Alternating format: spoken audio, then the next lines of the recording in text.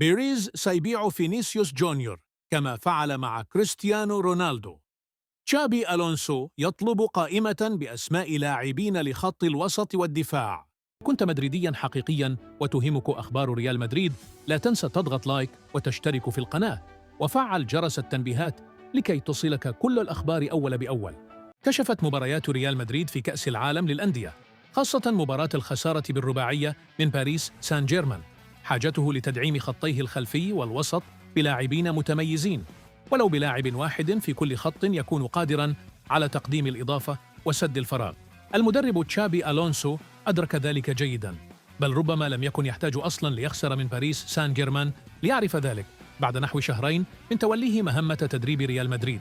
وبحسب تقارير إعلامية فإن ألونسو حدد قائمة من الأسماء في مركزي الدفاع ووسط الميدان، ويطمح إلى ضم لاعب واحد على الأقل من كل قائمة.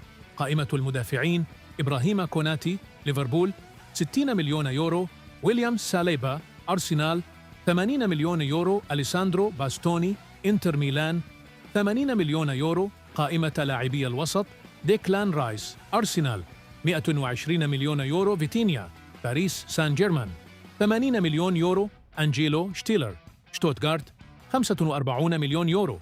كشف الصحفي أنطون مينا عبر إذاعة كادينا سير أن ريال مدريد اتخذ قراراً بوقف البحث عن صفقة كبرى في خط الوسط خلال سوق الانتقالات الصيفية الحالية بسبب رفض إدارة النادي، وعلى رأسها الرئيس فلورنتينو بيريز دفع مبلغ 100 مليون يورو لضم لاعب لا ترى أنه يستحق هذا الرقم.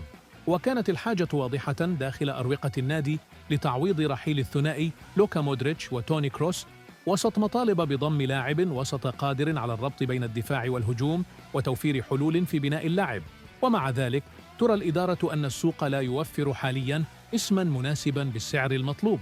وأوضح مينا أن الملف الخاص بلاعب الوسط أصبح مجمداً، ورغم أن النادي ما زال يراقب الوضع إلا أنه لا توجد تحركات جادة حالياً، والعملية توقفت مؤقتاً تماماً كما حدث في ملف التعاقد مع مدافع جديد الذي تأجل بدوره إلى الصيف المقبل.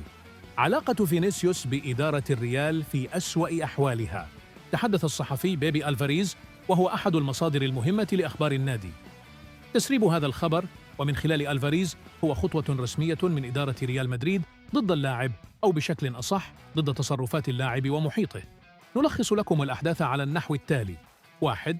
متبقي في عقد فينيسيوس، ومن القوانين المعمول بها في إدارة الريال أي لاعب ترغب الإدارة في استمراره يجب أن يجدد قبل انتهاء عقده بعامين. 2. إدارة الريال قدمت عقد التجديد الأخير منذ فبراير الماضي براتب 20 مليون يورو، واللاعب يريد 30 مليون يورو، وهو رقم إعجازي من المستحيل أن توافق عليه إدارة بيريز. 3. آخر الردود التي وصلت من محيط البرازيلي هي أن اللاعب سيجدد بعد انتهاء كأس العالم مباشرة، وقد وافق على العرض الذي تم تقديمه من إدارة الريال. بعبارة أخرى، بيريز وخوسيه أنخيل سانشيز أخذان كلمة شرف من اللاعب. 4. خلال الساعات الماضية سرب اللاعب من خلال محيطه عدم رغبته في التوقيع، ويفكر في الخروج مجاناً في الصيف بعد القادم أو في الصيف القادم، ولكن بسعر أقل نظراً للفترة البسيطة المتبقية في عقده، وهي أقل من عام.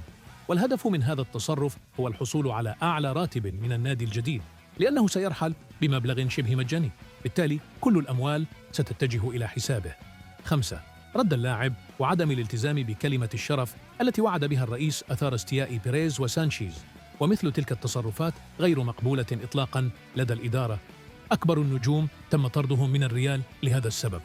كريستيانو رونالدو الهداف التاريخي للريال عندما طلب زيادة في الراتب تم بيعه خلال 24 ساعة، بالتالي من المنطق أن يكون رحيل البرازيلي وطرده من الريال أسرع من كريستيانو، لأنه لا يملك التاريخ أو حتى المسيرة التي تشفع له بالاستمرار.